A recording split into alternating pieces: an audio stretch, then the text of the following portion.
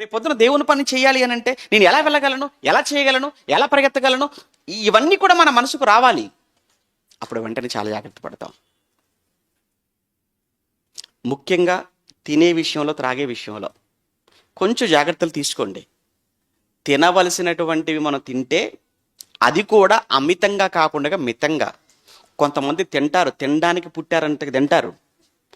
వాళ్ళ తిండిని చూస్తుంటేనే ఆ గిన్నె తీసి వాళ్ళ ముఖం మీద కొట్టాలనిపిస్తుంటుంది.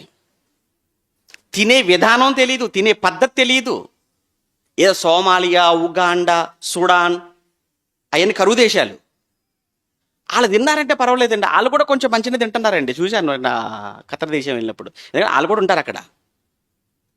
మరి బొత్తిగా తిండికి వాళ్ళు ఇచ్చే ఇంపార్టెన్స్, తిండికి ఇచ్చే ప్రాధాన్యత.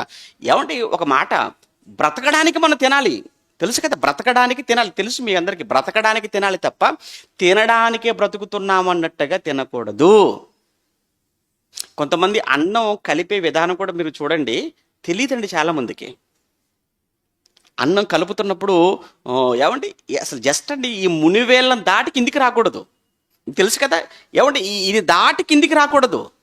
అన్నం కలుపుతున్నప్పుడు ఏమండి ఇక్కడి నుంచి ఇక్కడికి వచ్చి, ఇక్కడి నుంచి ఇక్కడి వరకు, ఇక్కడ దాకా అంటుతుంటుంది కొంతమందికి. ఎలా చుట్టేసి మరి లోపల పెట్టేస్తుంటారు. మీ తిండి సల్లగుండా తింటారు, కడుపులో వేస్తారు. ఆ తర్వాత అది అరగక మంట మండి మళ్ళీ ఆ తర్వాత డాక్టర్ దగ్గరికి వెళ్ళి మళ్ళీ మందులు వాడి లోపల ఇది తగ్గితే మరొకటి స్టార్ట్ అయిపోద్ది. ఇలానే పాడు చేసుకుంటున్నారు అంతా. కొంచెం మీరు ఆలోచించండి.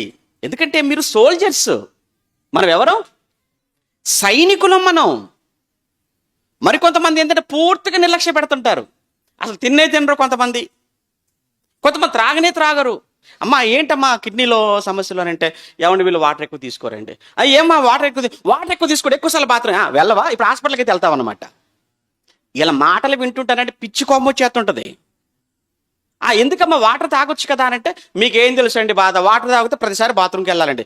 అంటే ప్రతిసారి బాత్రూమ్కి వెళ్ళడానికి కష్టం, కానీ హాస్పిటల్కి వెళ్ళడానికి అయితే చాలా ఇష్టం అనమాట. ఏం మాట్లాడుతున్నారు మీరు? మాట్లాడేవి అవి మీరు సిగ్గుపడాల్సిన మాటలు అవి. జ్ఞానం అని కూడా మాట్లాడుతుంటారు కొంతమంది.